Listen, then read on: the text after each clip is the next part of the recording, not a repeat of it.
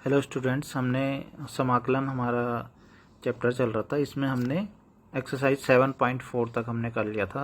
इससे पहले जो हमारा था 7.4 में जो हमने पढ़ा था वो पढ़ा था कुछ विशेष प्रकार के फलनों के समाकलन पढ़े थे हमने। तो 6 फॉर्मूले वहाँ पे पढ़े थे हमने और उनसे ही रिलेटेड हमने क्वेश्चंस किए थे, पूर्ण वर्ग बना के हमने किए थे। तो अब बच्चों जो हमारा नेक्स्ट जो टॉपिक है, नेक्स्ट एक्सरसाइज है, वो है आंशिक भिन्नों द्वारा समाकलन। तो जो हमारा टॉपिक है वो है आंशिक भिन्नों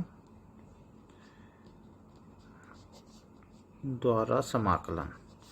ठीक है, तो बच्चों इसमें सबसे पहले जैसे कि हमें दिख रहा है कि आंशिक भिन्न है, तो क्या ये आंशिक भिन्न होते हैं? सबसे पहले तो हमको यही समझना पड़ेगा कि आंशिक भिन्न क्या होती है।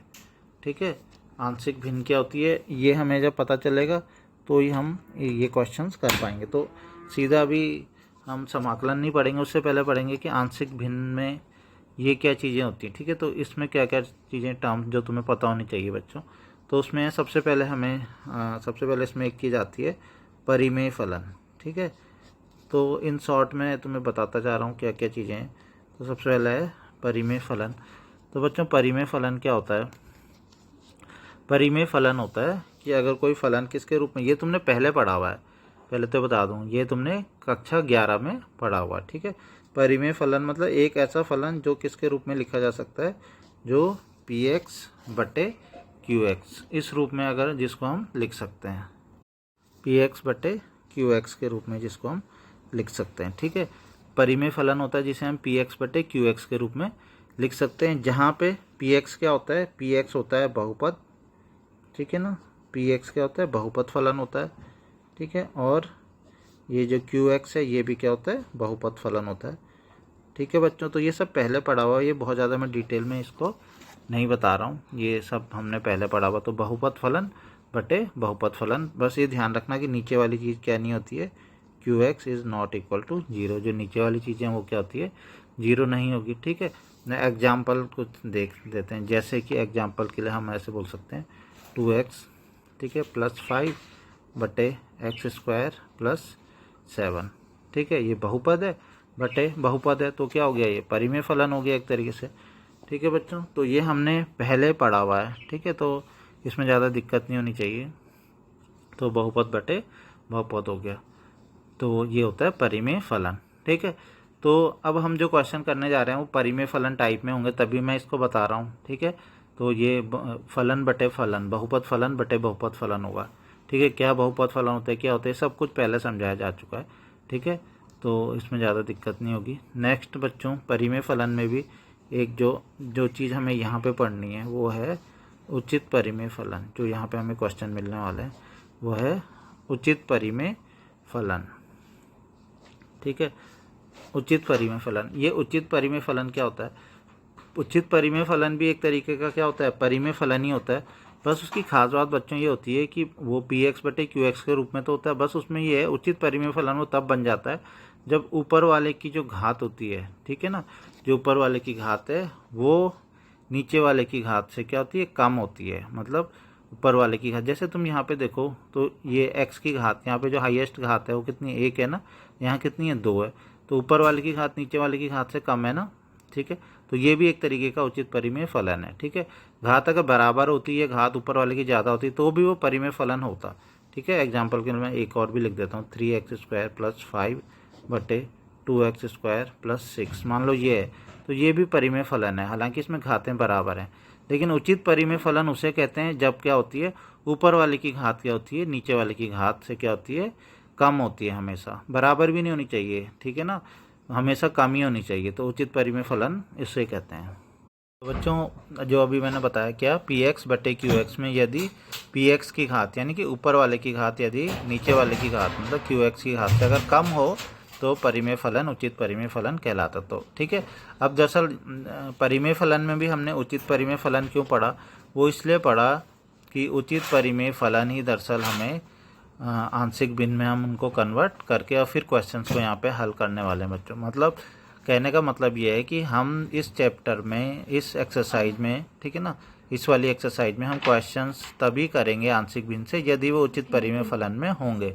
यदि वो उचित परिमेय फलन में नहीं है, उचित परिमेय फलन में ना होने का मतलब है यदि इसकी घात या तो इसके बराबर है, ऊपर वाले की घात इसके बराबर है या इससे ज़्यादा है, तो पहले हम क्या करेंगे, कन्वर्ट करेंगे उसे किसमें, उचित परिमेय फलन में। तो उचित परिमेय फलन में कन्वर्ट करने का तरीका क्या होता है, ठीक है, अगर मतलब इसकी घात इसके बराबर है या ज़्यादा है, मतलब कम नहीं है, ऊपर वाले की घात कम नहीं है, तरीका ये होता है बच्चों की नीचे वाले से इस ऊपर वाले को क्या किया जाता है, भाग दिया जाता है। ठीक है, तो यदि परिमेय फलन उचित परिमेय फलन नहीं है तो उसे उचित परिमेय फलन बनाने के लिए क्या करते हैं, हम नीचे वाले से क्या करते हैं, इसको हम भाग देते हैं। ठीक है, जो भाग की विधि जो होती है हमने पढ़ी है, अभी जब क्वेश्चन आएगा तो वहाँ पे एक भाग करके भी देख लेंगे तो समझ में भी आ जाएगा। ठीक है, तो कुल मिला के ये है कि जो उचित परिमेय फलन है, ठीक है, उचित परिमेय फलन में जरूर होना चाहिए क्वेश्चन, तभी हम उनको आंशिक भिन्न में बदलेंगे। ठीक है, उचित परिमेय फलन मतलब ऊपर वाले की घात नीचे वाले की घात से कम होनी चाहिए। एग्जाम्पल जैसे 2x बटे 5x स्क्वायर प्लस 7, ठीक है, या फिर x square plus 2x plus 3 बटे एक्स क्यूब प्लस 6x। ठीक है, तो तुम देखोगे यहाँ ऊपर वाले की घात 2 है, नीचे 3 है, ठीक है ना, यहाँ ऊपर वाले की घात 1 है, यहाँ पे 2 है, मतलब कम है, बराबर भी नहीं चलेगी बिल्कुल। ठीक है, तो ये उचित परिमेय फलन होता है बच्चों।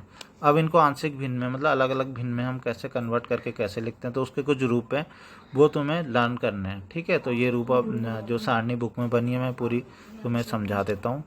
ठीक है, और किस तरीके से इसमें और चेंजेस होके क्वेश्चंस हो सकते हैं वो भी मैं तुम्हें अच्छे से यहाँ पे समझा दूंगा। तो पहले मैं यहाँ पे सारणी पूरी लिख देता हूँ, ठीक है, और उसके बाद साथ साथ में या फिर ऐसा करते हैं, करते जाते हैं इसको धीरे धीरे।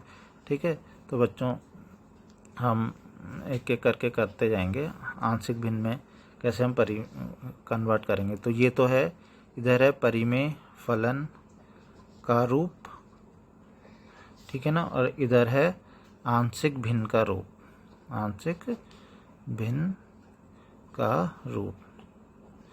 ठीक है, इधर तो है परिमेय फलन, मतलब किस प्रकार का परिमेय फलन होगा और उसके बाद उसे हम आंशिक भिन्न में किस तरीके से बदलेंगे। ठीक है, यही मेन इसमें है, तुम्हें समझना है। तो सबसे पहले मैं लिख लेता हूँ, सबसे पहला है, तो बच्चों फर्स्ट ये हो जाएगा px प्लस क्यू। ठीक है, px प्लस क्यू बटे x माइनस ए बटे x minus A into x minus B, इस रूप में अगर हों, ठीक है, तो आंशिक भिन्न का रूप क्या होता है, a upon x minus a plus b upon x minus b. ठीक है बच्चों, तो पहला मैंने बताया px प्लस क्यू, ध्यान रखना ये उचित परिमेय फलन ही होगा। तुम नीचे अगर घात देखोगे कितनी है, x की गुणा x से करेंगे कितनी हो जाएगी, एक्स स्क्वायर ना, तो यहाँ पे घात नीचे 2 है और ऊपर घात कितनी 1 है। तुम आंशिक भिन्न के रूप में तभी लिखोगे बच्चों जब क्या होगी, घात क्या होगी, कम होगी, ऊपर वाले की घात नीचे वाले से कम होगी। ठीक है ना, बराबर होगी तब बिल्कुल भी ऐसे नहीं करोगे, उसके तब तुम्हें पहले उसको भाग करके, लंबी भाग विधि द्वारा भाग करके, और उसके बाद उसे क्या करना पड़ेगा, कन्वर्ट करना पड़ेगा उचित परिमेय फलन में, तब क्वेश्चन हो पाएगा। ठीक है, तो अभी फ़िलहाल हम क्या करेंगे, इसको इस तरीके से करेंगे। तो पहले समझ लेते हैं क्या हुआ क्या है यहाँ पे बच्चों, ये है कि तुम्हें नीचे की ओर फैक्टर्स करने हैं। ठीक है ना, अगर किसी के फैक्टर पहले से नहीं हो रखे तो इस फैक्टर रूप में होना चाहिए, x minus a x minus B. तो इस तरीके से अगर फैक्टर है तो तुम क्या करोगे, a अपॉन अपनी ओर से एक अचर लोगे a बटे x minus a plus B बटे एक्स माइनस ए, इस तरीके से क्वेश्चन को लिखोगे, फिर a और b के वैल्यूज़ निकालोगे, और वो कैसे निकालनी है वो मैं क्वेश्चंस में समझाऊंगा। ठीक है, पहले ये समझ में आना चाहिए कि करना क्या है, करना है a बटे एक्स माइनस ए, b बटे एक्स माइनस बी। तो बच्चों कुल मिला के ये कि अगर सिंगल इस तरीके के फैक्टर हो तो हम इस तरीके से करते जाते हैं।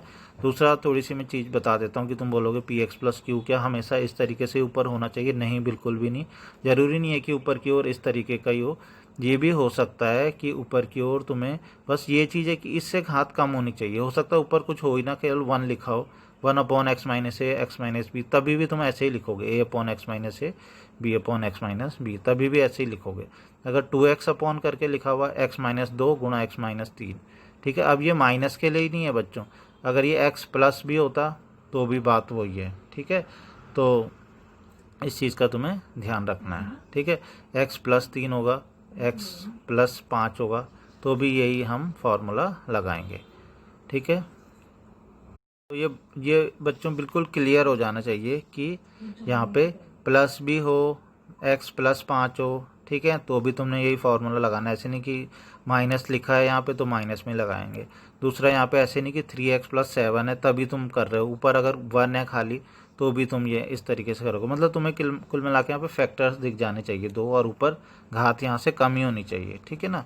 नेक्स्ट है, अगला है, अभी जब हम क्वेश्चंस करेंगे ना और अच्छे से समझ में आएगा।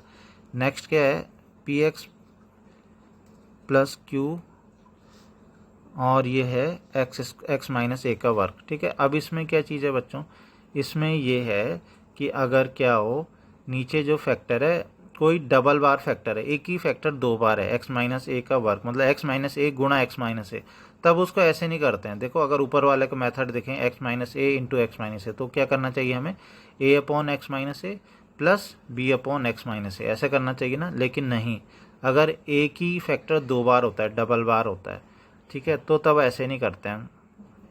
तो उस केस में क्या करते हैं बच्चों, तो फैक्टर जब डबल बार होता है तो उस केस में जो होता है वो होता है a/x - a, ठीक है, a/x - a, ठीक है।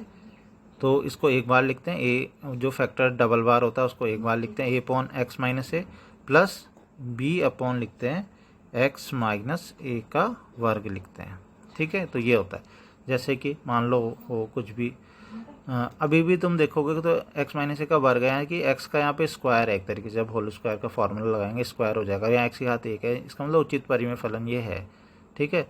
तो अब हम इस क्वेश्चन को जब करेंगे तो क्या हो जाएगा, क्योंकि डबल बार है तो हमने a/x - a plus b/x - a का वर्ग, जैसे मान लो होता है यहाँ पे x - 2 का वर्ग, तो x - 2 का वर्ग है, 2 बार है, तो x - 2 a/x - 2 प्लस b/x - 2 का वर्ग। मान लो x + 2 होता तो भी हम यही फार्मूला लगाते, ऐसे नहीं कि माइनस के केस में ही, प्लस भी होता तभी भी हम यही फार्मूला लगाएंगे बच्चों, ठीक है। नेक्स्ट है, अगला है, तीसरा है px² + qx + r बटे x - a × x - b × x - c, ठीक है, ये वाला है। तो तुम ध्यान से देखोगे, पहले तो नीचे क्या उचित परिमेय फलन है, ये पहले पूरा का पूरा देखें क्या है नीचे, 1 2 3, जब गुणा करेंगे तो x की घात 3 मिलेगा, और यहाँ x की घात 2 है, यानी कि घात कम है, उचित परिमेय फलन में है, इसका मतलब इसे हम आंशिक भिन्न में कन्वर्ट कर सकते हैं। तो आंशिक भिन्न में बच्चों ये कुछ अलग से चीज़ सही बताऊँ तो नहीं है, देखा जाए तो ये जो था ना यही वाली चीज़ है ये भी, ठीक है ना, ये दोनों एक ही चीज़ है, ठीक है। ध्यान से देखो यहाँ पे क्या बताया गया था, यहाँ पे बताया था कि अलग अलग अगर फैक्टर होते हैं 2 तो उसे a/x - a और b/x - b लिखते हैं ना।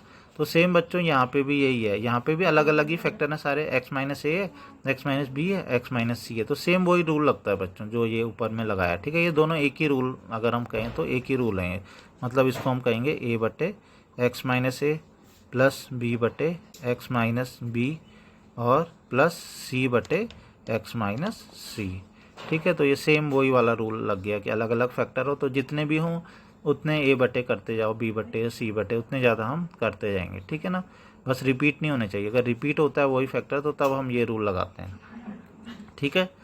नेक्स्ट बच्चों फोर्थ हम देखते हैं, ठीक है। अगला है तो px² + qx + r बटे x - a का वर्ग x - b, ठीक है बच्चों।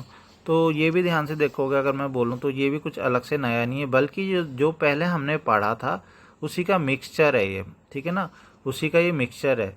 मतलब हमने क्या पढ़ा था, हमने ये पढ़ा था कि वर्ग अगर कोई जो डबल बार होता है तो उसके लिए क्या करते हैं, ये हमने पढ़ा था, और सिंगल के लिए क्या करते हैं ये भी हमने पढ़ा था। तो बच्चों वो दोनों को हम मिक्स कर देंगे, मतलब अगर क्या हो, एक हमने पढ़ा था कि x - a हो और x - b हो, दो एक सिंगल वाले हों, ठीक है, उसके लिए a/x - a b/x - b करते थे। लेकिन अगर डबल वाला हो उसके लिए हमने पढ़ा था a/x - a plus b/x - a का स्क्वायर करते थे, ठीक है। लेकिन दोनों मिक्स हो जाए, मतलब एक तो डबल है और एक सिंगल है, तब क्या करते हैं, तब दोनों को मिला देते हैं, वही वाला रूल। मतलब एक्स माइनस ए का स्क्वायर के लिए हमने क्या रूल पढ़ा था, अभी हमने ये पढ़ा था ना, ए बटे एक्स माइनस ए, यही तो पढ़ा था, और प्लस बी बटे एक्स माइनस ए का वर्ग, यही तो पढ़ा था हमने एक्स माइनस ए के वर्ग के लिए, यही रूल पढ़ा था ना अभी। ठीक है, और ये सिंगल एक्स माइनस बी है तो इसके लिए रूल बस यही है कि सी बटे एक्स माइनस बी कर दो, सिंपल है। तो ये कभी मिक्स अगर हो जाए कि मतलब एक डबल वाला आ जाए एक सिंगल वाला आ जाए तो उसको इस तरीके से करते हैं बच्चों। ठीक है, मान लो एक और होता है यहाँ पे एक्स माइनस सी, तो क्या करते डी अपॉन एक्स माइनस सी कर लेते, एक और बार कर लेते। ठीक है, तो ये सिंपल है।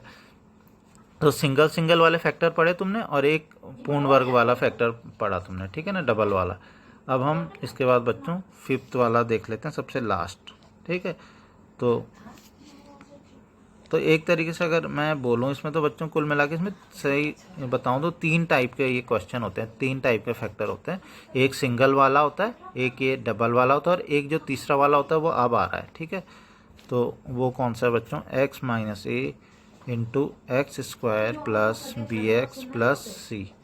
ठीक है, तो ये वाला। और दूसरा, इस चीज़ों से डरो मत कि ये ऊपर की साइड क्या चीज़ें लगी, मेन चीज़ बस ध्यान रखो कि नीचे की ओर क्या है। ठीक है ना, यहाँ पे तो तुम्हें दिख रहा होगा एक्स का वर्ग करेंगे तो 2 घात और एक घात, 2 और 1 घात कितनी हो गई 3, तो ऊपर वाले की घात क्या है 2 है, इसका मतलब कम है। अब ऊपर ना खाली एक्स भी हो सकता था, 2x होगा, खाली 2x प्लस 5 है तो भी तुम यही लगाओगे। ठीक है ना, ऊपर एक्स भी नहीं होगा 1 ही होगा तभी भी तुम यही लगाओगे, लेकिन कुल मिला के 3 से कम तो है घात। अगर ऊपर घात 2 है तो भी 3 से कम है, ऊपर घात x है खाली तो भी 3 से कम है, और ऊपर 1 2 3 कोई संख्या लिखी है तो भी x की 3 से कम घात है। तो इसका मतलब है तुम्हें मेन ध्यान बस नीचे रखना है, और ऊपर केवल इतना ध्यान रखना है कि ऊपर वाले की जो घात है वो नीचे वाले की घात के बराबर या उससे ज़्यादा ना हो जाए, कहीं हमेशा उससे कम होनी चाहिए। अगर कम होगी तभी ये लगाओगे, नहीं होगी तो भाग करते हैं बच्चों। ठीक है, तो अब नेक्स्ट हम करेंगे ये वाला। देखो इसमें क्या फैक्टर अलग से मिला, एक्स माइनस ये तो सिंपल है, वो सिंगल फैक्टर जो होता है ये मिला तुम्हें अलग से। देखो ये वर्ग भी नहीं है, ये ऐसे सिंगल में एक्स माइनस में भी नहीं है, ये फैक्टर क्या है X square plus B X plus C. ये तब होता है बच्चों जब इसके क्या गुणनफल, इसका आगे गुणनफल ना किया जा सके। ठीक है ना, जब इसका, मैं लिख देता हूँ यहाँ पे, इसका आगे गुणनखंड ना किया जा सके, ये उस केस में करना है कि जब इसका गुणनखंड आगे ना किया जा सके, गुणनखंड ना किया जा सके। ठीक है, तो बच्चों इसका आगे गुणनखंड ना किया जा सके मतलब हम इसके फैक्टर ना कर पाएँ। फैक्टर ना कर पाए मतलब हमें पता है ना, हमें फैक्टर करना तो आता है ना कि गुणा करके इतना आए, जोड़ के इतना आए, गुणा करके इतना आए, घटा के इतना आए। लेकिन कभी कभी ऐसे नंबर मिल नहीं पाते हमें कि गुणा करके आए और घटा के हम फैक्टर नहीं कर पाते हैं। जब हम फैक्टर नहीं कर पाते हैं ना तो ऐसे ही छूट जाता है एक्स स्क्वायर, इस तरीके से छूट जाता है। तब ना हम इस तरीके से डबल फैक्टर आ पाएंगे ना सिंगल फैक्टर आ जाएंगे, वो ऐसे ही छूट जाएगा। जब वो ऐसे ही छूट जाता है तो उस केस में क्या करते हैं बच्चों, तो उस केस में बता देता हूँ। सबसे पहले इसको देखते हैं, तो सिंगल फैक्टर है ना, इसके लिए तो लिखेंगे ए अपॉन एक्स माइनस ए ही लिखेंगे। ठीक है, इसमें तो कोई दिक्कत नहीं है। ठीक है, प्लस नेक्स्ट अगर हम देखेंगे इसके लिए क्या करते हैं बच्चों, जो ये X square plus B X plus C, मतलब कुल मिला के एक्स स्क्वायर है यहाँ पे।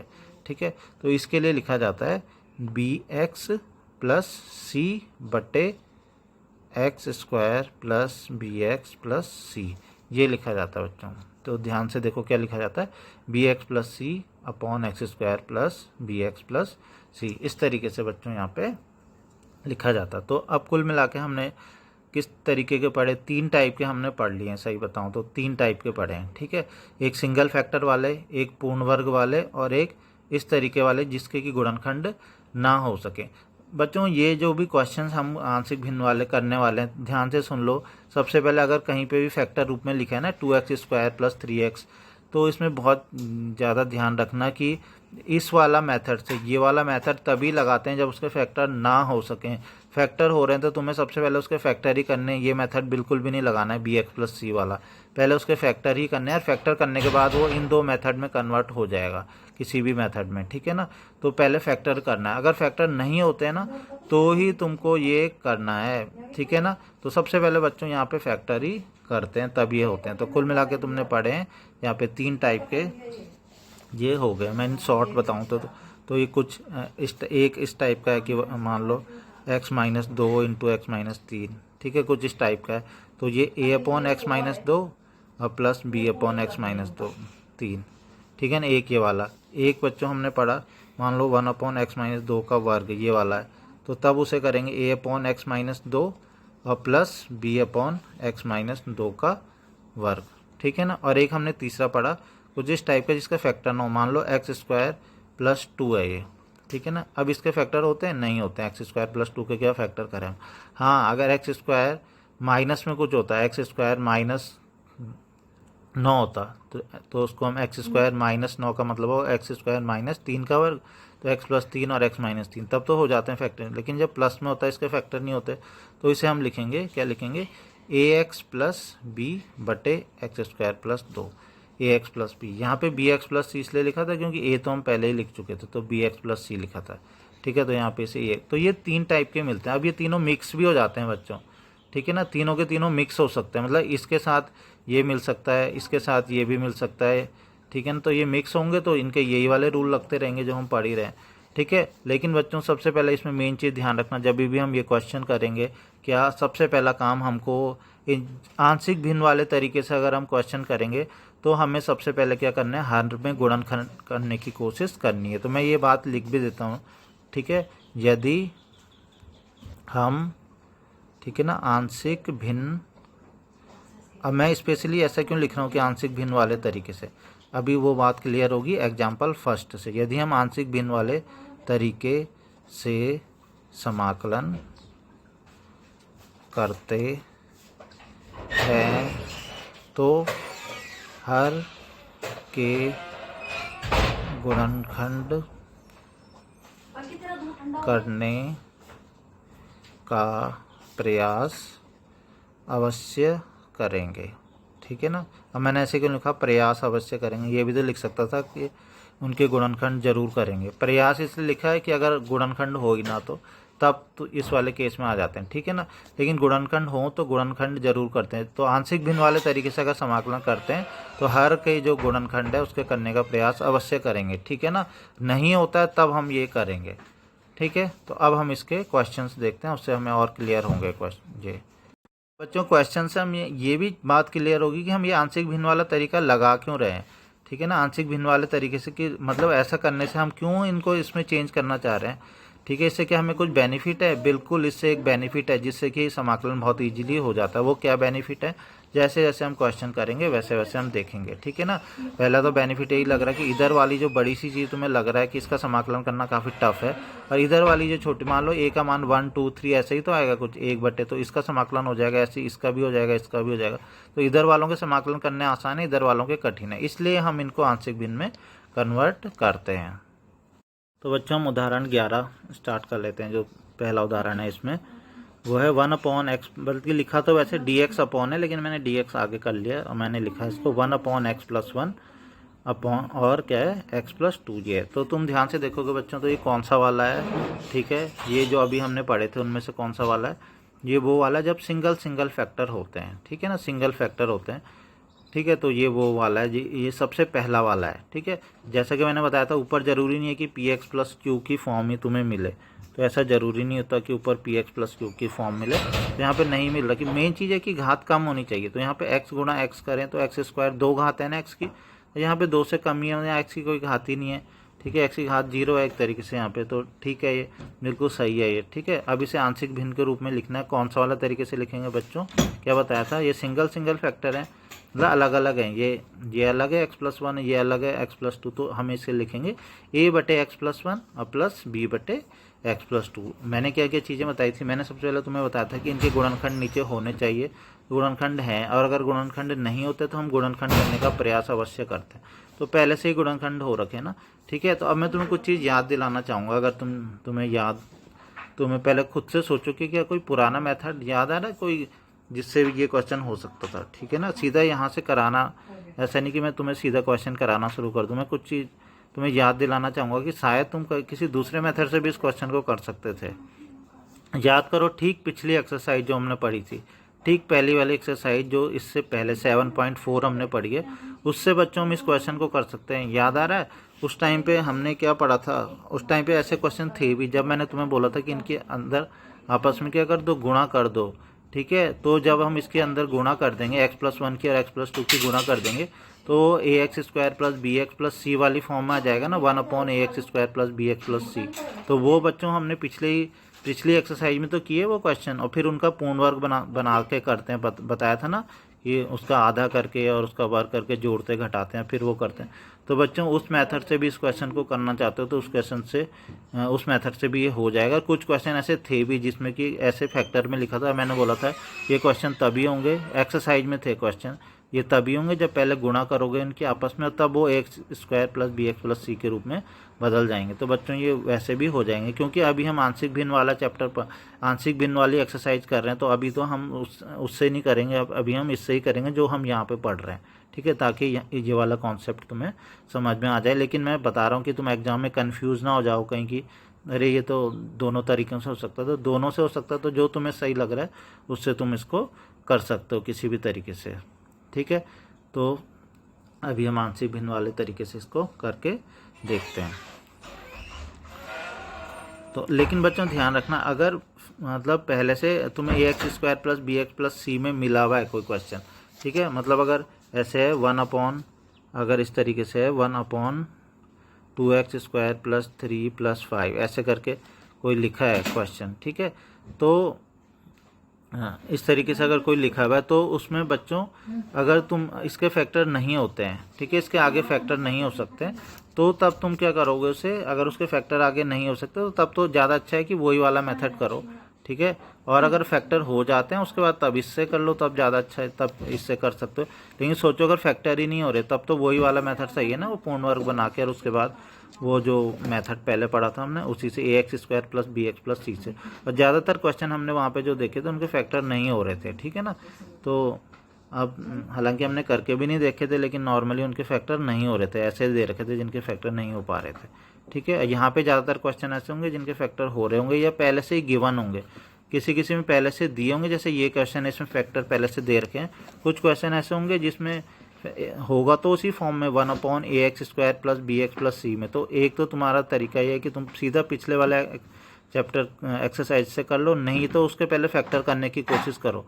तो एक तरीका बच्चों पहचानने का तरीका ये है कि किससे करना है। वैसे तो दोनों से कर सकते हो तुम, लेकिन इसमें क्या है कि अगर फैक्टर हो रहे हैं तो इससे कर लो, फैक्टर नहीं हो रहे हैं तो पहले वाले से कर लो, सिंपल है, ठीक है।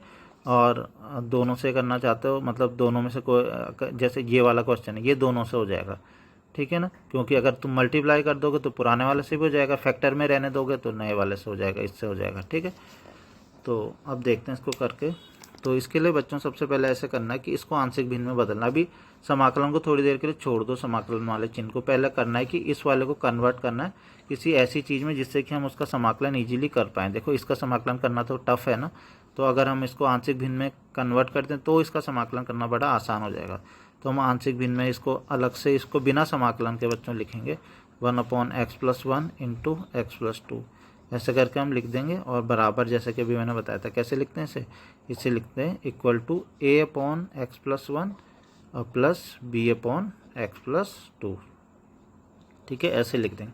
इसके बाद जो हमारा नेक्स्ट काम है वो है हमारा a और b का मान ज्ञात करना, ठीक है। a और b का मान ज्ञात कर लेंगे, वो यहाँ पे रख देंगे इस इक्वेशन में, और फिर हम ये वैल्यू यहाँ पे पुट 1/x+1/x+2 इसकी जगह पे जो हमें यहाँ पे मिलेगी वैल्यू वो यहाँ पे रख देंगे और इजीली हमारा समाकलन हो जाएगा। तो इसमें बच्चों a और b का मान ज्ञात करने के लिए हम क्या करते हैं, हम ये करते हैं कि यहाँ पे दरअसल ये किया जाता है कि तुम्हें एलसीएम लेना है, और यही एलसीएम हमेशा एलसीएम ये लेना है जो यहाँ पे होता है, ध्यान रखना, वही एलसीएम लेना जो यहाँ पे क्या एलसीएम x+1 x+2 इंटू में ना, यहाँ पे भी वही लेना। तो इसको एलसीएम लेने के लिए बच्चों क्या करना पड़ेगा, x+2 की मल्टीप्लाई a से करनी पड़ेगी ना, इतना तो तुम्हें आता ही है, यहाँ पे x+2 होना चाहिए नीचे, तो इसकी मल्टीप्लाई x+2 के ऊपर करनी पड़ेगी, ठीक है। तो इसमें बच्चों हम क्या करेंगे, x+2 की मल्टीप्लाई यहाँ a से कर देंगे, ठीक है, और x+1 की मल्टीप्लाई यहाँ b से कर देंगे, ठीक है, तभी एलसीएम आ जाएगा। इतना तो तुम्हें आता ही है, एलसीएम के लिए हम ऐसे ही करते हैं, इसकी मल्टीप्लाई इधर, इसकी मल्टीप्लाई इधर, तो नीचे कितना जाएगा x+1 इंटू x+2, यहाँ भी x+1 इंटू x+2 है ना, तो उसको एक तरीके से हटा लो, काट लो, ठीक है ना। तो ऊपर वाली चीज़ें रहने दो, क्योंकि नीचे वाली चीज़ तो ऑलरेडी तुमने बराबर कर दी हैं, ठीक है ना। नीचे वाली चीज़ें तो तुमने एलसीएम लेके बराबर कर दी, अब केवल ऊपर वाले से हमें मतलब है, नीचे वाला वो कट गया समझ लो, ठीक है ना। अगर एलसीएम आएगा तो कटेगा ही वो, ठीक है। अब इस वाले को इक्वेशन फर्स्ट मान लेना। इक्वेशन फर्स्ट तुमने इसलिए मानना है ताकि लास्ट में तुमने ए और बी की वैल्यू यहीं तो रखनी है, ठीक है। तो इसलिए इसको फर्स्ट मान लो ताकि हम लास्ट में ए और बी की जो वैल्यू है, आगे अभी जो हम कर रहे हैं वो केवल इसलिए कर रहे हैं ताकि हम ए और बी की वैल्यूज़ निकाल पाएँ, ठीक है। तो ए और बी की वैल्यूज़ कैसे निकालते हैं उसके लिए मैं तुमको कुछ तरीके बता देता हूँ। जो मेन तरीका है सबसे पहले तो वो बताता हूँ, ठीक है ना। मेन तरीका होता है एक्स के गुणांकों की तुलना करने पर, ठीक है ना। अब यहाँ पे क्या करते हैं हम, एक्स के जितने भी गुणांक होते हैं, चाहे वो एक्स स्क्वायर का गुणांक होता है, एक्स का गुणांक होता है, अचर पद होता है, इनकी आपस में तुलना करते हैं। यही मेन जो इसका रूल है, उससे ए और बी की वैल्यूज़ निकलती हैं। कैसे देखो समझते हैं। उसके लिए सबसे पहले ना इनको अंदर मल्टीप्लाई तुम्हें करना पड़ेगा। ए की मल्टीप्लाई करते हैं एक्स से ए एक्स, ए की मल्टीप्लाई 2 से करते हैं, कितना हो गया 2a, ठीक है ना। बी की मल्टीप्लाई अंदर एक्स से करते हैं, कितना हो जाएगा बी एक्स, और बी की मल्टीप्लाई 1 से कर देते हैं, कितना हो गया बी हो गया, ठीक है।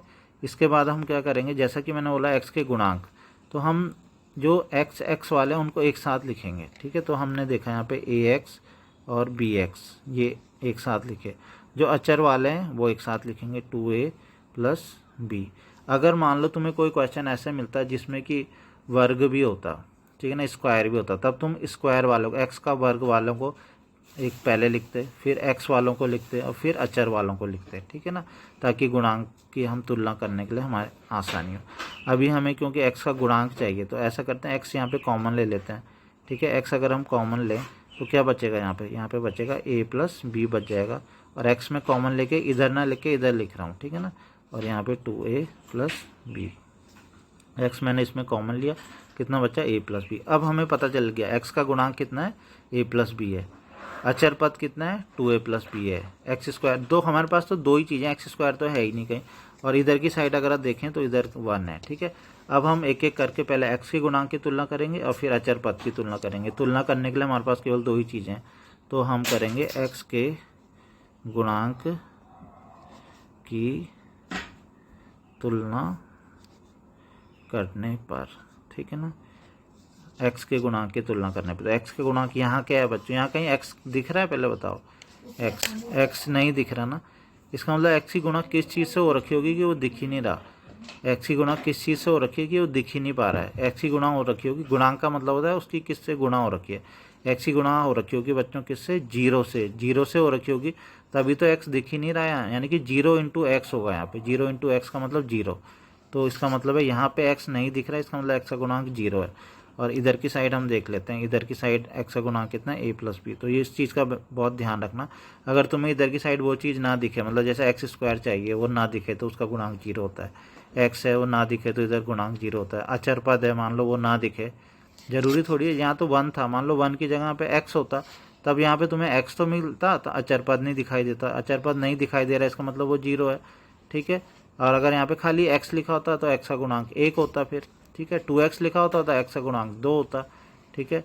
तो इस तरीके से तुम्हें गुणांकों की तुलना करनी है। तो यहाँ से एक समीकरण मिल गई ना तुम्हें, a प्लस बी बराबर कितना हो गया 0, ठीक है। इसको समीकरण मान लो a मान लो इसको, ठीक है ना। और 1 हमने शुरू में मानी थी, इसको a मान लो। और ऐसे ही हम किसकी तुलना करेंगे, अचर पदों की तुलना करेंगे। तो अचर पदों की तुलना करने पर, तो अचर पदों की तुलना करने पर अचर पद यहाँ पे कितना 1 है बच्चों, और इधर कितना है 2a प्लस बी है। तो यहाँ से हमें क्या मिल गया, हम यहाँ से हमें दूसरी इक्वेशन मिल गई 2a plus b equal to 1। तो हमें यहाँ पे जो दूसरी इक्वेशन मिली है 2a plus b equal to 1, ये दूसरी इक्वेशन मिली, इसे इक्वेशन बी मान लेते हैं। तो अभी जो हमने ऊपर पढ़ी थी इक्वेशन वो थी a plus b equal to 0, ये तो फर्स्ट थी ना, ठीक है, और ये थी सेकेंड। तो हम दोनों को हमें क्या करना है, अब दोनों दो इक्वेशन है, दोनों को सॉल्व करना है, उससे हमें a और b की वैल्यूज़ निकाल लेंगे, ठीक है। तो हम इसमें नाम थोड़ा सा कंफ्यूजिंग सा हो रहा है, ठीक है। इसको अगर चलो इसे सेकंड और थर्ड ही लिख लेते हैं, ठीक है। इक्वेशन फर्स्ट मान ली थी, इसे सेकंड ही मान लेते हैं, ठीक है, क्योंकि a और b ये खुद भी है ना, इसलिए कंफ्यूजिंग हो रहा है। और इसको मान लेते हैं, ये तो फर्स्ट थी और सॉरी सेकंड थी, और ये वाली को थर्ड मान लेते हैं, ठीक है। अब सही है, तो ये सेकंड है, ये थर्ड है। तो हम करेंगे, क्या करेंगे बच्चों, हम को सॉल्व करना तो आता ही। इक्वेशन क्या करें, पहली इक्वेशन में से दूसरी इक्वेशन को घटा दें तो क्या होगा, बी से बी कट जाएगा ना, तो ज़्यादा अच्छा तो यही है। ए से ए कटना थोड़ा कठिन है, क्योंकि पहले इसकी गुणा, समीकरण की गुणा 2 से करनी पड़ेगी, फिर घटाना पड़ेगा, ठीक है। उससे आसान तो ये है कि बी को ही हटा देते हैं, ठीक है। तो हम लिखेंगे समीकरण 3 माइनस समीकरण 2, 3 में से हम 2 को घटा देते हैं, ठीक है। तो 3 क्या है, 2a plus b equal to 1, और 2 क्या है, a plus b equal to 0। तो घटाना में आता ही है, ठीक है। तो 2a में से a गया, कितना हो जाएगा a, b से b तो कट जाएगा, और यहाँ पे 1 में से 0 गया, कितना हो गया 1। तो यहाँ से a की वैल्यू मिल गई, a की वैल्यू कितनी मिल गई 1। a का मान हम समीकरण किसी भी एक समीकरण में रख देंगे, हमें b की वैल्यू मिल जाएगी। तो हम समीकरण 2 में रख देते हैं। तो समीकरण 2 में a बराबर 1 रखने पर, ठीक है, तो a का मान 1 रखो तो कितना हो जाएगा 1 plus b equal to 0। b की वैल्यू कितनी हो जाएगी -1। तो बच्चों यहाँ से हम देखेंगे कि हमें a और b की वैल्यूज़ मिल चुकी हैं। अब हम a और b की वैल्यूज़ यहाँ पे रख देंगे, ठीक है। a और b की वैल्यूज़ रख देंगे। a और b की वैल्यूज़ निकालने का जो मेन तरीका है बच्चों, वो यही है सारे क्वेश्चन में। एक दूसरा तरीका भी, शॉर्टकट तरीका, लेकिन उसमें दिक्कत ये है कि वो जो शॉर्टकट तरीका जो मैं बता दूंगा तुम्हें, लेकिन वो कभी कभी बहुत, मतलब ऐसे सिंपल से क्वेश्चन जैसे ये हैं इसमें तो लग जाता है, लेकिन कई बार जो थोड़ा जैसे स्क्वायर वाले हो जाते हैं, ठीक है ना, a माइनस बी का होल स्क्वायर, या सॉरी x माइनस ए का होल स्क्वायर, या फिर एक्स स्क्वायर प्लस 1, वैसे वाले क्वेश्चन में वो दिक्कत करता है, मतलब, ठीक है। तो इस वजह से ये मेन मेथड ये है। दूसरा मैं बाद में बता दूंगा जब क्वेश्चन पूरा सॉल्व हो जाएगा, ठीक है। a और b की वैल्यू निकल गई, तो हम इसे कहाँ रख देते हैं, इसको कहाँ रखने पर, समीकरण 1 में a तथा b का मान रखने पर। तो हम a और इसका मान समीकरण 1 में रख देंगे, ठीक है। तो क्या था ये, x प्लस 1 x प्लस 2, ठीक है, ये हो गया। कितना माना था हमने माना था a बटे एक्स प्लस 1 ना, a का मान कितना आ रखा है बच्चों 1, तो 1 बटे एक्स प्लस 1 प्लस b का मान कितना है -1 ना, तो -1 अपॉन एक्स प्लस 2। तो बच्चों देखो, हमने इसको, ये हमारे पास क्वेश्चन में ये था, इसका समाकलन निकालना था, लेकिन हमने इसको चेंज कर दिया इसमें, ठीक है। तो अब हम क्वेश्चन को आगे सॉल्व करेंगे। हमने करना क्या था, हमें करना था x प्लस 1 x प्लस 2, इसका समाकलन हमें ज्ञात करना था। लेकिन अब जैसा कि हमने आंशिक भिन्न द्वारा हमने इसको कन्वर्ट कर दिया, इसका समाकलन करना हमारे लिए कठिन था, ठीक है ना। ये कर भी पाते तो पहले मल्टीप्लाई करते, पुराने वाली मेथड लगाते, वो जो पूरा उसमें हम पूर्ण वर्ग बनाते थे उससे करते, ठीक है। तो अब इस वाले मेथड में देखते हैं क्या होगा। अब जैसे ही हम इसको इसमें कन्वर्ट करते हैं बच्चों, तो ये हमारे लिए एक आसान क्वेश्चन बन जाता है, ठीक है। क्यों बनता होगा आसान क्वेश्चन, देखो ध्यान से। अब हमें क्या करना है, इसका समाकलन करना है माइनस इसका करना है। तो अलग अलग मैं लिख लेता हूँ, 1 अपॉन एक्स प्लस 1 का समाकलन और -1 अपॉन एक्स प्लस 2 का समाकलन हमें करना। तो तुम ध्यान से देखोगे, इसका समाकलन करना आसान है, ठीक है। कैसे, इसमें तुम क्या करोगे, x प्लस 1 को क्या मान लो, x प्लस 1 को t मान लो, तो dx बराबर कितना हो जाएगा dt। x प्लस 2 को भी t मान लो, तो dx बराबर कितना हो जाएगा dt। तो कुल मिला के आएगा 1 अपॉन टी और dt, यहाँ भी 1 अपॉन टी और dt। तो 1 अपॉन टी का समाकलन करना तो कितना आसान है, 1 अपॉन टी का समाकलन कितना होता है, log t होता है। लेकिन अब क्योंकि हमने इतने बार समाकलन इतना ज़्यादा कर लिया, तो हमें बार बार टी मान के करने की ज़रूरत नहीं है। अब हमको डायरेक्ट भी क्वेश्चन करने आने चाहिए, ठीक है। तो 1 अपॉन एक्स प्लस 1, ठीक है, तो इसका डायरेक्ट हमें समाकलन करना आ जाना चाहिए। इसका समाकलन कितना होना चाहिए बच्चों, लॉग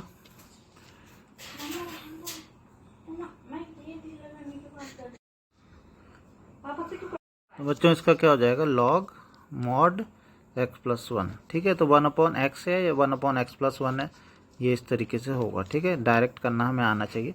बस डायरेक्ट में एक चीज़ ध्यान रखना कि डायरेक्ट तब कर सकते हैं इसको अगर हम इसका अवकलन करें ना, ठीक है ना। अवकलन करने के बाद 1 आए अगर, ठीक है ना, जैसे हम इसका अवकलन कर रहे हैं तो एक्स का अवकलन 1 होता है ना, 1 का 0 होता है, तो 1 आया ना, तो उस केस में क्या होता है dx बराबर dt मिल जाता है। लेकिन अगर यहाँ पे कुछ और हो, जैसे मान लो यहाँ पे 2x होता तो तब थोड़ी सी दिक्कत होती है, तब तुम्हें क्या करना पड़ता है, 2x+1 होगा, तब उसका आंसर तुम ये नहीं लिख सकते log mod 2x+1, तब उस केस में क्या होगा, log mod 2x+ तो आएगा, साथ में 1/2 भी आएगा। ये कुछ ऐसा ही है जैसे मैंने तुम्हें बोला था, मान लो sin 2x का निकालना है तो बटे 2 कर देते थे, cos 2x का बटे 2 कर देते थे, e⁻²2x का बटे 2 कर देते थे। ऐसे ही अगर 1/, ठीक है ना, 2x+1 है तो ऐसे इसका भी बटे 2 कर देंगे। अगर ऐसे इस तरीके से, अगर x की जगह पे 2x है, 3x है, 5x है तो बटे 3, ठीक है ना। तो अब तुम्हें थोड़ा सा डायरेक्ट करना भी धीरे धीरे आना चाहिए, क्योंकि अब आगे बड़े बड़े से क्वेश्चंस आते हैं, उनमें हम इतना ज़्यादा, हम वैसे ही देखो क्वेश्चन कितना बड़ा हो गया और तुम उसको इस मेथड से करने लगोगे टी वाले से तो ये और बड़ा हो जाएगा, ठीक है। तो अब ये चीज़ें आनी चाहिए करनी। तो अब इसका करेंगे बच्चों, तो ये कितना हो जाएगा, लॉग सेम ऐसे ही मॉड x+2 हो जाएगा, ठीक है, और प्लस क्या हो जाएगा c। तो हमने आंशिक भिन्न वाला तरीका क्यों चुना बच्चों, ध्यान से देखो, इसीलिए तो चुना कि जैसे ही हमने इसको इसमें आंशिक भिन्न में कन्वर्ट किया, ठीक है ना, तो देखो कितनी जल्दी इसका समाकलन आ गया।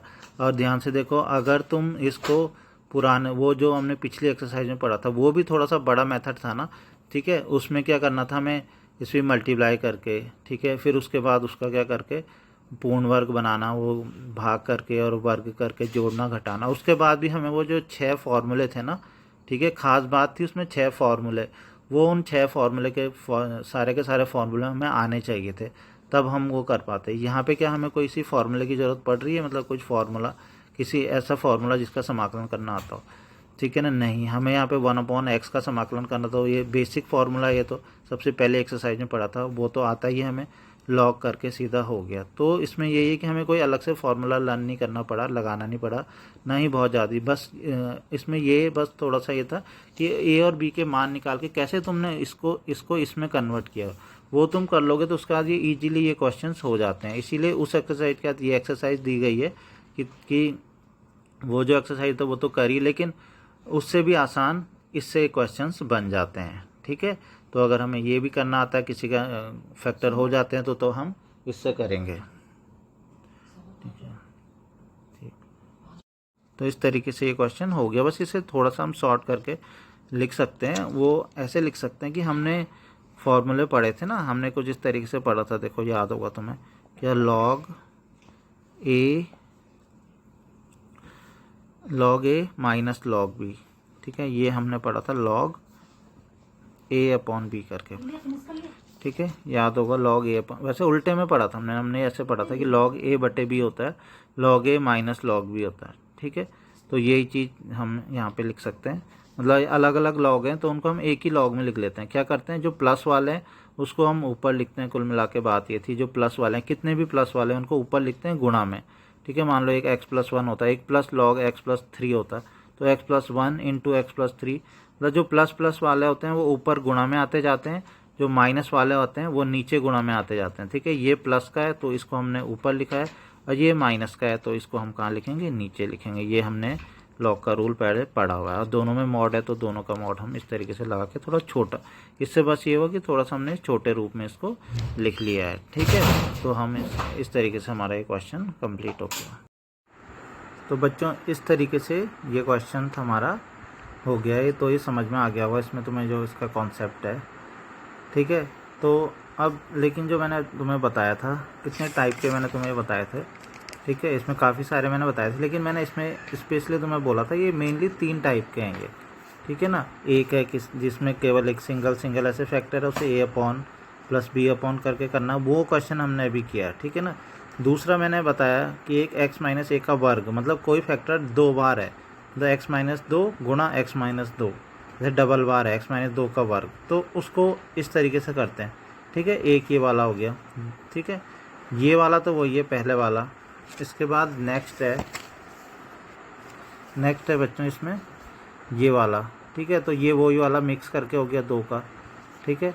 तो अब इसके बाद ये लास्ट ये था, तो कुल मिला के ये x जिसके फैक्टर नहीं हो पा रहे, x² में ही रह गया जो, ठीक है। तो कुल मिला के 3 थे बच्चों, तो उनमें से एक तो मैंने तुम्हें बता दिया है, ठीक है, a/+b/ करके, जिसमें अलग अलग सिंगल फैक्टर रहते हैं, ठीक है।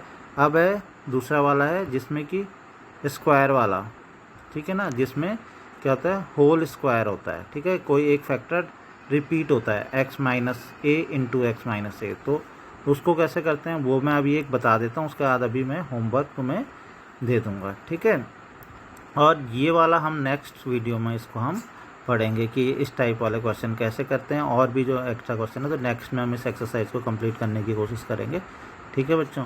तो अभी हम देखते हैं ये होल स्क्वायर वाला। और नॉर्मली तुम इसमें, क्योंकि सारी चीज़ें जो भी इसका कॉन्सेप्ट था क्लियर हो चुका होगा कि ABC करके इसको करते हैं, तो ऐसे ही बच्चों ये भी होना है, और कैसे इक्वेशन सॉल्व करनी है वो सब तुम कर सकते हो। तो हम देखते हैं ज़रा इसका अगला एग्जाम्पल। तो बच्चों इसका जो नेक्स्ट एग्जाम्पल है वो उदाहरण 12 है, लेकिन मैं उदाहरण 12 नहीं करा रहा हूँ, क्योंकि पहले मैं फोकस करना चाहता हूँ कि जो हमने ये सेकंड वाला जो भी मैंने बताया कि होल स्क्वायर वाला जिसमें फैक्टर 2 बार होते हैं, वो वाला क्वेश्चन हम करना चाहते हैं, ठीक है। और जो 12 है, उदाहरण 12, वो है कि जो उचित परिमेय फलन ना हो अगर कोई, ठीक है ना, ऊपर वाले की घात नीचे वाले की घात से बड़ी हो या बराबर हो, तो वो उचित परिमेय फलन वाला है, जिसको हम भागफल विधि से फिर पूरा हल करके करते हैं। तो वो उसकी बात हम नेक्स्ट वीडियो में ही करेंगे, ठीक है बच्चों। तो अभी हम 2 टाइप के, एक सिंगल वाला जो था, ठीक है ना, और एक ये वाला होल स्क्वायर वाला, इसको देख लेते हैं। तो क्या बताया था बच्चों मैंने इसमें, सबसे पहले तो हम ये देखते हैं कि क्या ये आंशिक भिन्न से हो सकता है। तो उसके लिए हम क्या करेंगे, देखो इसकी घात कितनी हो गई 2, इसकी घात 1, 2 और 1 3 हो गई, और ऊपर वाले की घात कितनी 1 है, कम है ना, तो उचित परिमेय फलन है, ये है बिल्कुल। तो इसको हम आंशिक भिन्न में लिख सकते हैं। तो मैंने आंशिक भिन्न में लिखने के लिए बच्चों क्या बताया था, जब एक ही फैक्टर डबल बार आता, मतलब x+1 इंटू x+1, इसका मतलब x+1 का होल स्क्वायर। तो इसके लिए क्या बताया था मैंने, याद होगा, क्या करते हैं, a/x+1 एक बार लिखते हैं, प्लस b/x+1 का होल स्क्वायर ऐसे लिखते हैं। और जो एक सिंगल वाले फैक्टर होते हैं उसके लिए c/x+3 एक बार लिखते हैं। तो डबल वाले फैक्टर होते हैं उसके लिए 2 कांस्टेंट आते हैं, एक बार a/x+1, एक बार b/x+1 का स्क्वायर, ठीक है ना। तो इस तरीके से इसको करना है, ठीक है। कभी भी गलती से इसमें ये नहीं करना कि x+1 गुणा x+1 करके लिख दिया और a/x+1 प्लस b/x+1, ये गलती नहीं करनी कभी, ठीक है। तो हमने इस तरीके से कर लिया। तो अब तो आगे जो ये क्वेश्चन है ना, ये नॉर्मल सारा वैसे ही है, ठीक है ना, जैसे मैंने तुम्हें बोला था, प्रोसीजर इसका सारा वैसा ही है, ठीक है। तो क्या करना है तुम्हें, इसमें क्या बताया था मैंने प्रोसीजर, यही तो बोला था कि एलसीएम लेना है। तो बच्चों इसमें एलसीएम, और एलसीएम लेना क्या बच्चों, मैंने ये बोला था, सीधा सीधा देखो कि लेफ्ट में जो नीचे की ओर है क्या है, वही एलसीएम लोगे, और आगे आएगा भी वैसे भी वही एलसीएम, ठीक है ना। तो x+1 का होल स्क्वायर इंटू x+3, ये एलसीएम होगा ना। अब यहाँ पे देखो x+1 है, ठीक है, तो हमें चाहिए एलसीएम x+1 का होल स्क्वायर x+3, यानी किस चीज़ की कमी पड़ रही है, एक तो x+1 की कमी पड़ रही है और एक x+3 की। इसका मतलब है x+1 और x+3 के ऊपर क्या कर देंगे, गुणा कर देंगे। मेरे ख्याल से एलसीएम निकालना तुम्हें आता ही होगा। यहाँ पे x+1 का होल स्क्वायर है ना, यानी कि किस चीज़ की कमी पड़ रही है, x+3 की, तो यहाँ पे ऊपर किसकी गुणा कर देंगे, x+3 की। ऐसे बच्चों ये C वाला है, ठीक है, इसमें नीचे के x+3 है, ठीक है, यानी कि इसकी कमी पड़ रही है x+1 के होल स्क्वायर की, तो ऊपर किसकी गुणा कर देंगे, x+1 के होल स्क्वायर की हम मल्टीप्लाई कर देंगे। तो इस तरीके से आगे, तो नीचे एलसीएम वो आएगा, तो हमने एलसीएम से एलसीएम काट दिया, उसे लिखने की ज़रूरत नहीं है, क्योंकि नीचे भी वही एलसीएम आता है, इधर भी वही आता है, ठीक है। अब हमें क्या करना, वही पुराना मेथड हमारा चले जा रहा है अभी, क्या कि हम गुणांकों की तुलना करेंगे और उसके बाद हम क्या करेंगे, ABC की वैल्यूज़ यहाँ पे निकालेंगे। इस बार थोड़ा सा जो है इक्वेशन थोड़ा सा बड़ी हो सकती है, ठीक है, तो क्योंकि अब ज़्यादा फैक्टर हो गए ना, ठीक है, तो AB ज़्यादा हमारे पास कांस्टेंट आ चुके हैं। तो देखो क्या करेंगे, लेकिन तरीका वही है, ठीक है।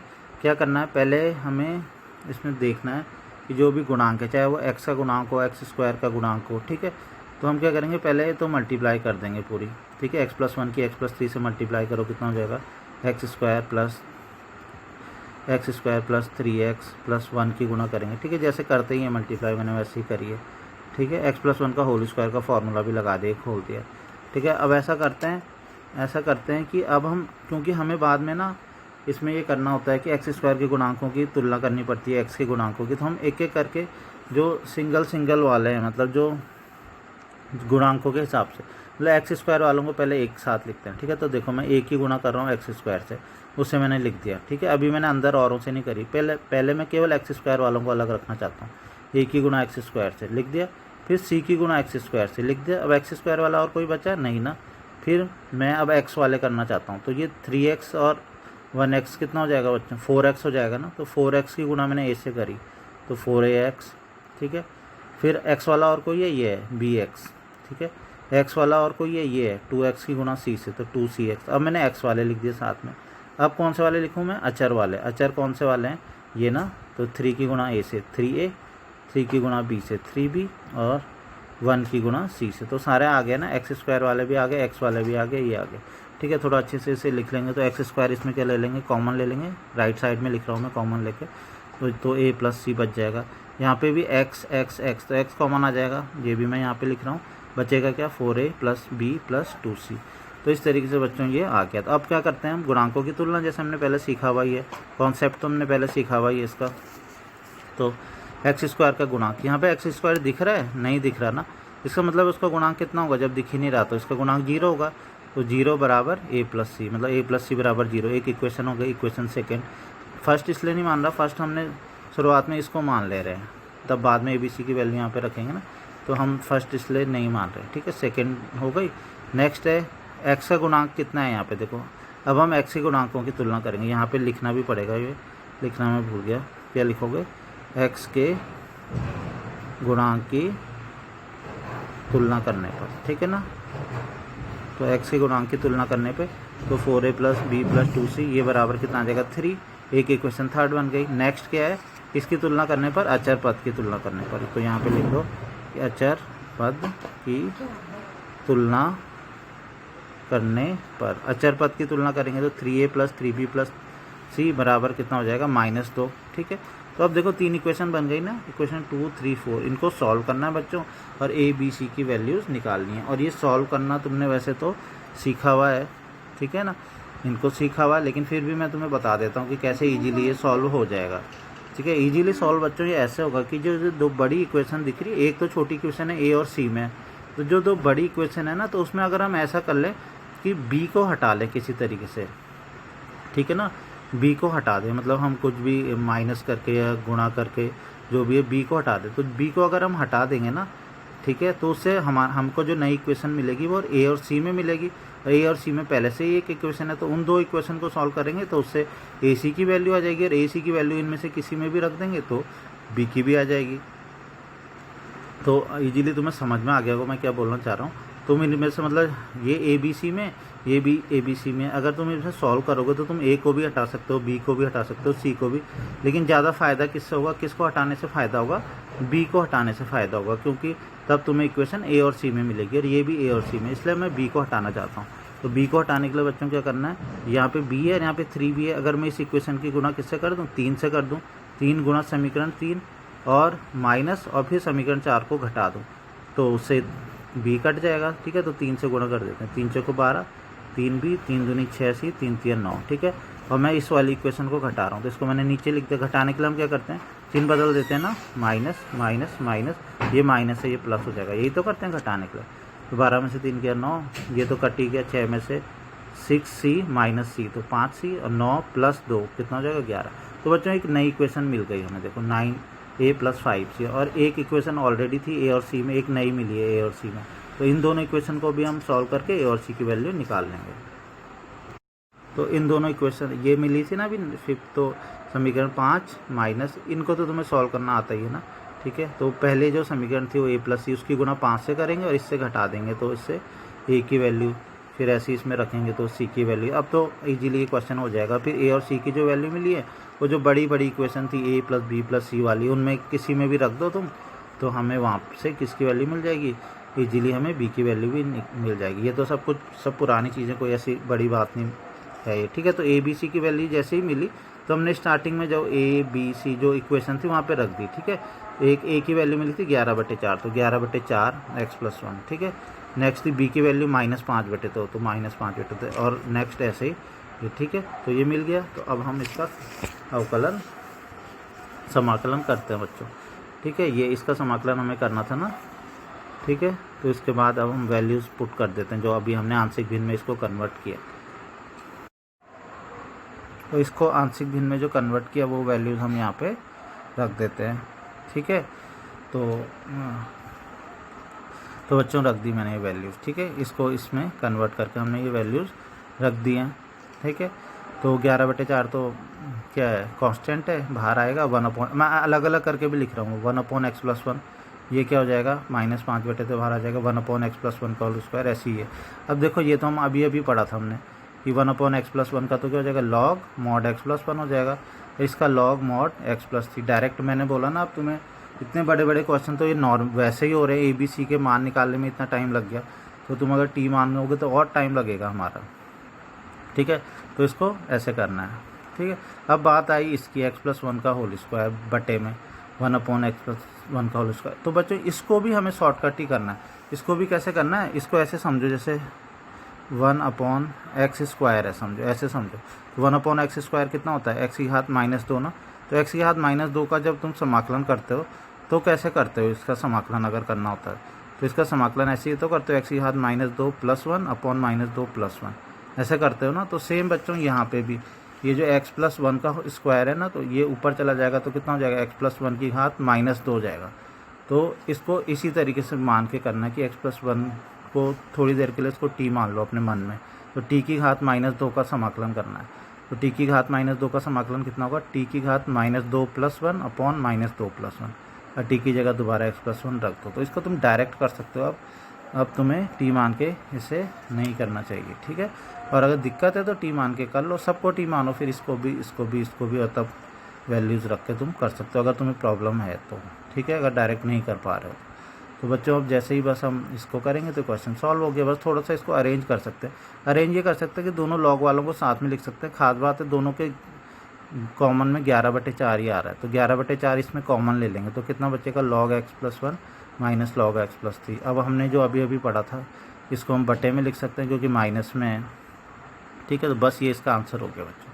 तो तुमने देखा इस तरीके से इसको हम कर सकते हैं। लेकिन खास बात बच्चों ये इस वाले क्वेश्चन में तुम बोलोगे बहुत बड़ा हो गया क्योंकि ABC के वैल्यू हमें निकालने में इतना टाइम लग गया, तो अब हम इसको पिछली एक्सरसाइज वाले को तरीके से ही करेंगे, वो ज़्यादा सही लग रहा है। नहीं बच्चों ये हो ही नहीं सकता ये वाला क्वेश्चन। वो क्वेश्चन तो पिछला वाला जो क्वेश्चन मैंने कराया था वो वाला तो हो सकता था, ठीक है, वो तो हो सकता था, ठीक है, लेकिन ये वाला नहीं हो सकता। अब इसमें देखो खुद ही देखो x+1 का होल स्क्वायर है, x+3 है, जब इनके आपस में गुणा करोगे तो x की घात 3 में आएगा। तुमने x की घात 3 का नहीं पढ़ा था, ax² + bx + c उस मेथड से पढ़ा था। तो ऐसे नहीं कि इसमें सारे क्वेश्चन पिछले वाले तरीके से होंगे, कुछ कुछ होंगे, ठीक है। और जो पिछले वाले से तरीके से होंगे ना तो वो ज़्यादा अच्छे तरीके से इससे हो जाएंगे, ज़्यादा जल्दी से इससे हो जाएंगे, क्योंकि तब उनमें ज़्यादा निकालने के लिए नहीं है फिर, ठीक है ना। उनका जल्दी से हम ABC की वैल्यू जल्दी निकाल सकते हैं, इनमें ABC की वैल्यू निकालने में थोड़ा प्रॉब्लम होती है, ठीक है। तो इस तरीके से सॉल्व हो जाएगा। तो अब इसके क्वेश्चन में कुछ इन दोनों पे बेस पे जो मैंने कराया है ना घर से करने के लिए कुछ क्वेश्चन करने में हिंट भी थोड़ा सा बता दूंगा। और मैंने एक बात बोली थी ना कि जो वैकल्पिक विधि मैंने बोला था कि A और B निकालने के लिए कुछ शॉर्टकट मेथड भी होता है, ठीक है। तो मैं शॉर्टकट मेथड इस वाले में बताना चाहता हूँ। सबसे पहले तो मैंने जैसा कि बोला था कि वो शॉर्टकट मेथड हमेशा एकदम अच्छे से अप्लाई हो नहीं पाता, मेन मेथड यही है। अब जो हमने उदाहरण 11 पढ़ा था ना, इसमें हमने ऐसे पढ़ा ना a × x+2 यहाँ तक हमने पढ़ लिया था ना। उसके बाद हमने गुणा करी थी, गुणांकों की तुलना करी थी, इक्वेशन बनाई थी, सॉल्व करी थी, ठीक है ना। तो शॉर्टकट मेथड क्या है, वो उसकी शुरुआत यहीं से हो जाती है जहाँ पे पहली लाइन है ना, बस ये यहाँ पे हमें गुणा बिल्कुल भी नहीं करनी अंदर, ठीक है। तो बिना गुणा किए हमने इसको ऐसे लिख दिया, ठीक है। मैं तो शॉर्टकट मेथड बता रहा हूँ उदाहरण 11 वाले का, जो उदाहरण 11 का है ध्यान रखना, उदाहरण 11, ठीक है। तो ये लिखा है 1 = तो क्या करते हैं बच्चों शॉर्टकट मेथड इसमें ये होता है कि तुम x की कुछ यहाँ पे ऐसी वैल्यू रखते हो कि जिससे ये 0 हो जाए। तो तुम्हें क्या लग रहा है x 0 कैसे होगा, अगर हम x बराबर कितना रख दें यहाँ पे -2, तो x बराबर -2 रखो यहाँ पे, तो उससे क्या होगा बच्चों, ये कितना हो जाएगा, 0 हो जाएगा क्योंकि तुमने -2 रखा है। और यहाँ पे तुम रखोगे तो -2 + 1, तो यहाँ से इस तरीके से -2 + 1 कितना होता है, -b होता है, ठीक है। तो एक तरीके से b की वैल्यू कितनी आ गई यहाँ पे, -1 आ गई। तो देखो हमने इजीली हमने ये निकाल दिया ना। और ऐसे ही अगर हमें क्या करना है, यहाँ पे भी फिर वैल्यू रखनी है, दोबारा से फिर से वैल्यू रखनी है। अब वैल्यू कुछ x की वैल्यू कुछ इस तरीके से रखनी है कि ये 0 हो जाए। तो हम अब क्या रखेंगे, x बराबर कितना रखेंगे, -1 रखेंगे। तो -1 अगर रखेंगे तो बच्चों देखो क्या होगा, x की वैल्यू जब -1 रखेंगे, ठीक है, तो ये कितना हो जाएगा बच्चों, क्या हो जाएगा, ठीक है। तो ये 0 हो गया इस बार। तो अब हमें 1 की वैल्यू मिल जाएगी, 2 में से 1 गया, कितना हो गया, 1 हो गया। तो ए की वैल्यू 1। देखो ये थोड़ा छोटा मेथड है ना, एकदम से मतलब इसमें वैल्यूज़ हमने रखी और ए बी की वैल्यू, मतलब हमें समीकरण इसमें सॉल्व नहीं करनी पड़ी, ठीक है। लेकिन ये मेथड पूरी तरीके से लग नहीं पाता हर जगह, ठीक है, जैसा अभी समझाता हूँ तुम्हें। जैसे ये वाला है ना जो अभी अभी हमने दूसरा क्वेश्चन किया था, इसमें अगर हम रखने की कोशिश करेंगे ध्यान, मतलब हमें इससे मदद तो मिल जाती है, थोड़ी सी मदद मिल जाती है। देखो कैसे, अगर हम यहाँ पे x की वैल्यू मान लो -1 रखें तब तो ये 0 हो जाएगा ना, ठीक है। -1 लेकिन रखेंगे तो ये भी तो 0 हो जाएगा, तो वहाँ से हमें किसकी वैल्यू मिल जाएगी, b की वैल्यू मिल जाएगी। आया समझ में? x बराबर -1 रखेंगे तो किसकी वैल्यू मिल जाएगी, b की, बहुत ईजीली मिल जाएगी। x बराबर अगर क्या रख दें, -3 रख दें बच्चों, तो -3 से ये 0 हो जाएगा, ये भी 0 हो जाएगा, तब किसकी वैल्यू निकल जाएगी, c की। मतलब हमें दो वैल्यू मिल गई, b की भी मिल गई और c की भी मिल गई, लेकिन a की देखो नहीं मिल पा रही ना, b और c की मिल पा रही है। तो हम ये कर सकते हैं, b और c की वैल्यू जब मिल गई ना, तो वो वैल्यू हम यहाँ पे कहीं पे रख दें, ठीक है ना, एक इक्वेशन बना लेंगे उसमें रख दें, तो मतलब दोनों को आपस में मिला के भी हम थोड़ा कर सकते हैं। अगर ऐसा करें तो भी ये थोड़ा जल्दी से हो सकता है, ठीक है ना, दोनों को इक्वेशन बना के तब हम करें। मेन मेथड तो यही है इक्वेशन बनाने वाला, ठीक है, लेकिन थोड़ा इसकी हेल्प लेके अगर करना चाहें तो वो भी कर सकते हैं। तो अब बच्चों इसके जो मैंने आज 2 बताए, इनके बेस पे जो क्वेश्चन है तुम घर से करोगे। 10.5 के अब काफ़ी सारे क्वेश्चन बच्चों तुम होमवर्क में कर सकते हो। मैं थोड़ा हिंट दे रहा हूँ, देखो पहले में तो कोई दिक्कत नहीं है, दूसरे वाले में देखो क्या करना है। पहले ना ये तो वैसे तुम्हें लग रहा होगा ना कि ये सीधा पिछले जो तुमने चैप्टर पढ़ा था उससे डायरेक्ट फार्मूला x² - a² का लग जाएगा ना, ठीक है। लेकिन अगर हम इस वाले चैप्टर से करें बच्चों, तो इस वाले चैप्टर से अभी मैं केवल फोकस कर रहा हूँ कि इस चैप्टर से कैसे होंगे, ठीक है ना, जो इस चैप्टर नहीं, इस एक्सरसाइज से, ठीक है ना। इस एक्सरसाइज में जो तुमने आंशिक भिन्न पढ़ा है, आंशिक भिन्न से कैसे होंगे, अभी मेरा फोकस उसी पे। तो बच्चों उसके लिए तुम्हें क्या करना है, इसके पहले फैक्टर करने हैं। मैंने बोला था ना सीधा हम कुछ भी नहीं करते हैं, पहले फैक्टर करते हैं। तो x² - 3 का वर्ग, तो a² - b² का फार्मूला लगाओगे तो x + 3 और x - 3 दो फैक्टर बन गए ना। अब ये क्वेश्चन ऐसे ही हो जाएगा, ठीक है। ये वाले में कोई दिक्कत नहीं है, ठीक है ना, ये में इसमें भी कोई दिक्कत नहीं, a/ + b/ + c/, ठीक है। इस वाले में भी बच्चों क्या करना है, पहले क्या बोला मैंने, ठीक है। अभी मैं पुरानी चैप्टर की कोई पुरानी एक्सरसाइज की बात नहीं कर रहा, अभी हमें क्या करना है, पहले इसके क्या करना है, फैक्टर। इसमें बिल्कुल भी तुम्हें कभी भी bx + c वाला, वो वैसे मैंने अभी बताया भी नहीं, इसीलिए नहीं बताया अभी कि अभी हम आगे उसको दोबारा से करेंगे, ठीक है ना। लेकिन इसमें मैंने जो मेन चीज़ इसमें बताई थी आंशिक भिन्न वालों में, क्या करना है तुम्हें, फैक्टर जरूर करने। फैक्टर नहीं हो रहे हो ना, तो तब हमें वो ax + b वाला तब लगाना है, तो इसके फैक्टर हो जाएंगे, बिल्कुल ईजिली फैक्टर हो जाएंगे। तो ये क्वेश्चन भी ऐसे ही हो जाएगा फिर, ठीक है। अभी छठा नहीं करना है, ठीक है, सातवां भी नहीं करना है, क्योंकि ये x² + 1 वाला है। देखो बच्चों इसके फैक्टर नहीं हो रही, फिर ये वो वाला कंडीशन हो गई ना, ax + b वाले, क्योंकि x² + 1 के फैक्टर नहीं होते, x² - 1 के तो हो जाते हैं, +1 के नहीं होते। जैसे x² + 9 होता ना, तब इसके फैक्टर नहीं होने थे, माइनस के हो जा रहे हैं। ये वाला तो मैंने तुम्हें कराया है, ठीक है ना, ये a/x - 1 + b/x - 1 का होल स्क्वायर, वही वाला है ना, ठीक है। ये भी नवा छोड़ दो, अभी ये वाला भी बच्चों करना है। x² - 1 है तो इसके फैक्टर हो जाएंगे ना, क्या होगा, x + 1 × x - 1, बस 3 फैक्टर हो गए। तो अब तुम ऐसे कर सकते हो इसको, ठीक है, जैसे ये क्वेश्चन है। ऐसे ही x² - 4 है, इसके फैक्टर हो जाएंगे x + 2 × x - 2 हो गए इसके, तो ये भी ये वाला क्वेश्चन बन गया, ठीक है। और ये नहीं करोगे अभी, क्योंकि 1 + x² के फैक्टर नहीं हो पाएंगे, तो ये जिस मेथड से होगा वो मैं तुम्हें बाद में बताऊंगा।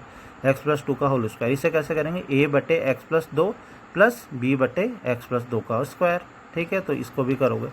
बाकी इसके बाद सीधा तुम करोगे बच्चों प्रश्न नंबर 17, ठीक है, आ भी रखा है 2013 में। तो प्रश्न नंबर 17 कैसे करना, प्रश्न नंबर 17 में तुम्हें sin x जैसे लिखा है ना, t मान लेना। तो sin x को जैसे t मानोगे ना, तो cos x dx dt आएगा। तो कुल मिला के ये क्वेश्चन बन जाएगा 1/1 - t/2 - t, ठीक है। तो अब इसको इन्हीं की तरह कर देना है, ठीक है, जैसे ये क्वेश्चन है, पहला क्वेश्चन बन जाएगा ये, ठीक है। तो पहला क्वेश्चन बन जाएगा, इसको इस तरीके से बच्चों तब कर लेना है, इजीली ये क्वेश्चन हो जाएगा। और इसके बाद जो क्वेश्चन तुम्हें करने सीधा, उसके बाद सीधा आ जाना है लास्ट में, ठीक है। प्रश्न नंबर 22 करना है, क्योंकि प्रश्न नंबर 1 की तरह ही। तो बस ये क्वेश्चन तुम्हें करने, जो 2 मैंने तरीके बताए उनके बेस पे क्वेश्चन है, तो ये करोगे तो ये इजीली हो जाएंगे, इनको कर लेना होमवर्क।